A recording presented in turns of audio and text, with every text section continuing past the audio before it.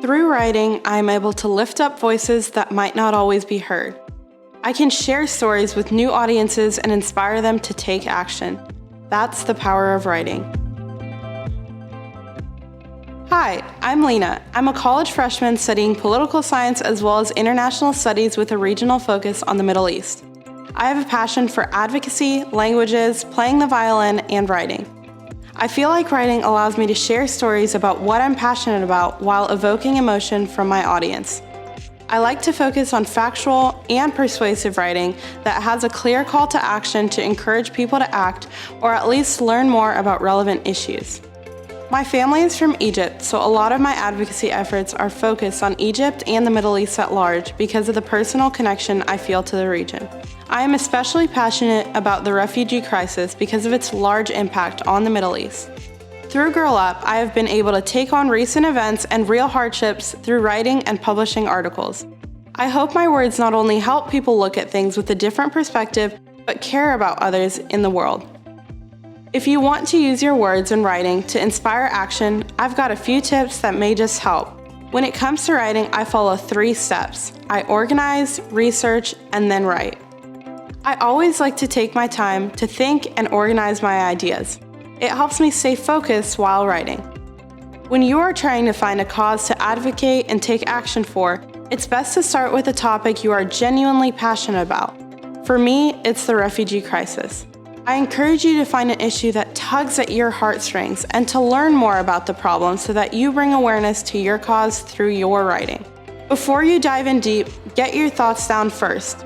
Do so by answering questions such as, what is the issue? What do you want to communicate about it? And what actions do you want your reader to take? These questions will not only help you solidify your purpose for writing and refine your stance, but they will also make your pieces easier to follow because of its clear direction. I find that research helps me refine my stance on the topic I am writing about.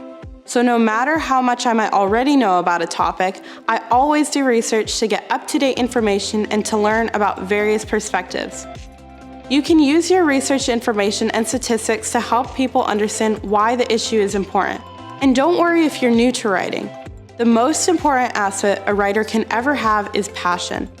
All writing skills will come naturally from practice and feedback from people who read your work because practice makes progress. When I first started, I had a less experienced voice. I was a work in progress, but I had the passion, which allowed me to keep writing and to improve. Okay, so let's talk about the different types of research. Primary sources are as close as you can get to what happened during a particular historical event or time. This type of source is best to inform your own stance and to create a narrative with integrity. A secondary source relates information originally presented elsewhere. Keep in mind that those sources are already reflecting someone else's interpretation and analysis factored in, so if you do use secondary sources, make sure your work presents a unique perspective.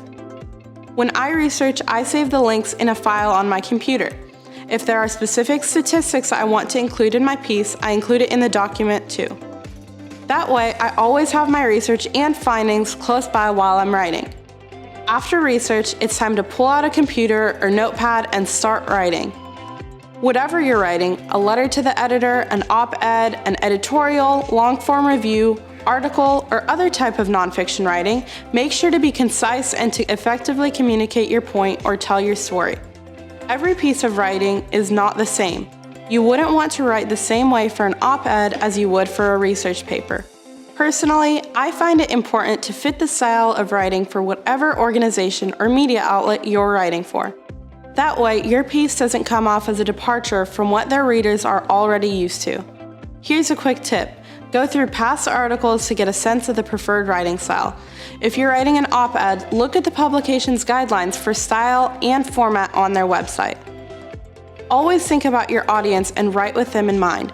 Make sure to consider both sides to any issue so that you do not alienate any readers.